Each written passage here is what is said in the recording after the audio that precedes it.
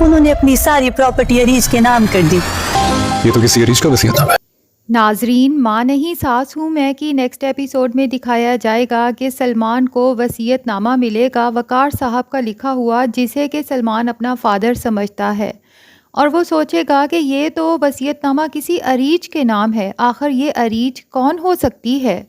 دوسری طرف عروج بھی موقع کی تلاش میں ہے کہ گھر کے سب لوگ ادھر ادھر ہوں تو وہ پھر سے وسائی کے کوارٹر میں جا کر ساری کہانی معلوم کر سکے اس تصویر کے حوالے سے۔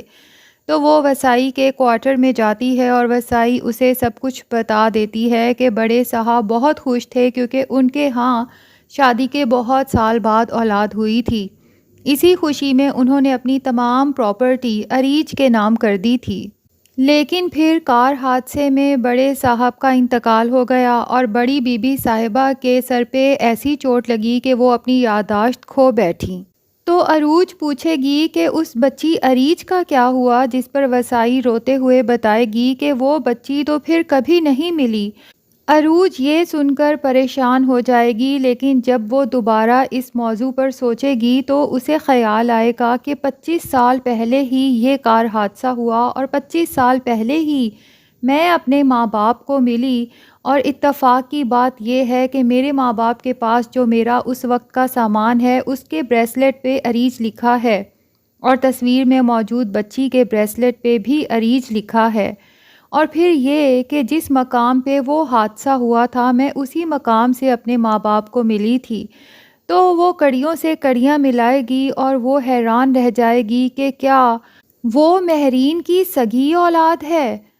اس مہرین کی جو ہر وقت اسے لاوارث کہتی رہتی ہے اور اس گھر سے نکل جانے کا کہتی رہتی ہے، لیکن اس کی یادداشت کھو چکی ہے، اسے معلوم نہیں کہ اس کی ایک بیٹی بھی تھی۔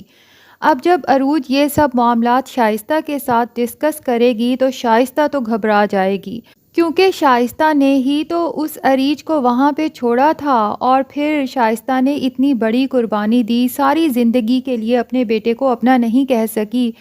اسے مہرین کے حوالے کر دیا تاکہ مہرین کی ساری جائیداد آٹومیٹکلی سلمان کو مل جائے۔ اب یقیناً شائستہ کچھ نہ کچھ ایسا ضرور کرے گی کہ یا تو عروج ان کے گھر سے ہی چلی جائے یا پھر عروج یہ سب کچھ مہرین کو نہ بتائے اور اس واقعے کو یہیں پہ بھول جائے۔ لیکن دوستو، ڈرامے کا اختتام یہیں پہ تو نہیں ہو سکتا نا، آخر کار عروج نے مہرین کو بتانا ہی ہے کہ وہ اس کی سگی ماں ہے، اور سلمان پہ کیا گزرے گی جب اسے پتہ چلے گا کہ مہرین نہیں بلکہ شائستہ اس کی سگی ماں ہے، اور وقار صاحب نہیں بلکہ ادریس اس کا سگا باپ ہے۔